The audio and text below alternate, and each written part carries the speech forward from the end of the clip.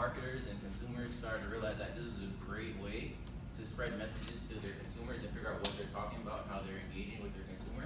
And Nielsen, like everybody else, decided to jump on that trend.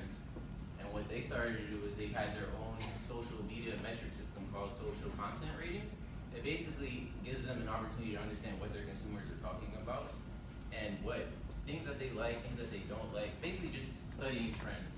They study social media authorship, which is basically posts or tweets or shares of that nature, engagements, reach, and demographics.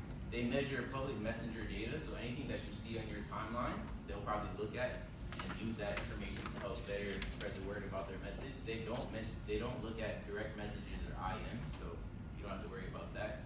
And then they also don't have any metrics for Instagram and Snapchat yet, but they're in the works of that right now. This is an example of social content ratings. They have weekly and daily reporting. This is an example of a daily report from Football Sunday about a few weeks ago. One of the biggest things that came out that was most popular was the Giants and Steelers game from a few weeks ago. They talk about unique impressions and unique interactions as well. And they get their data from Twitter and Facebook itself.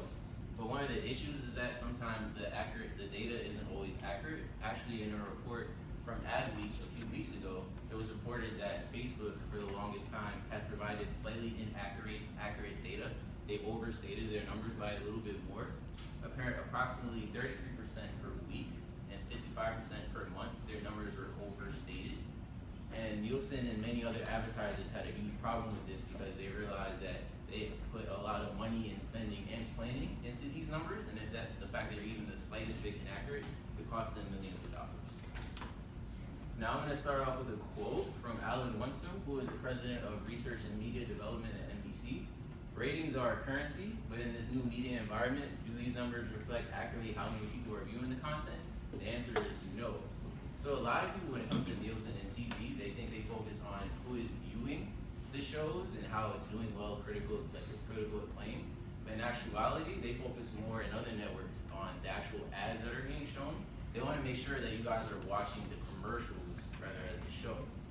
And then they spend roughly about $70 billion each year just in the US on this, so this is very big business for them. And then to move on to TV, there was actually a report from the New York Times in 2014 that Nielsen actually provided inaccurate data for most of the year, which is the big issue.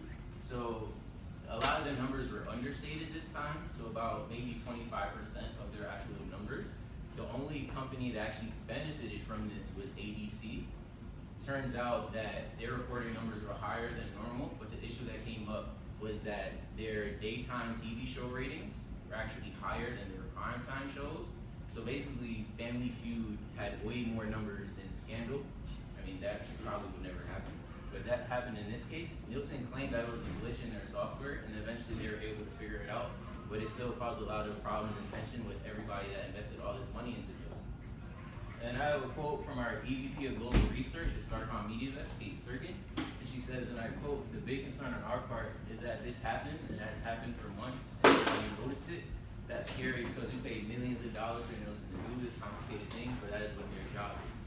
So long story short, measuring metrics in the new millennium is a very tough thing to do with new types of technology, new different ways to measure things, and Nielsen has done a great job of trying to measure that, but it's a very tough and hard task to do. And with that, with the new millennium, many new different metric companies came in to help combat that and figure out more effective ways to measure metrics. And I'll pass it on to Justin. Comscore was founded in 1999, which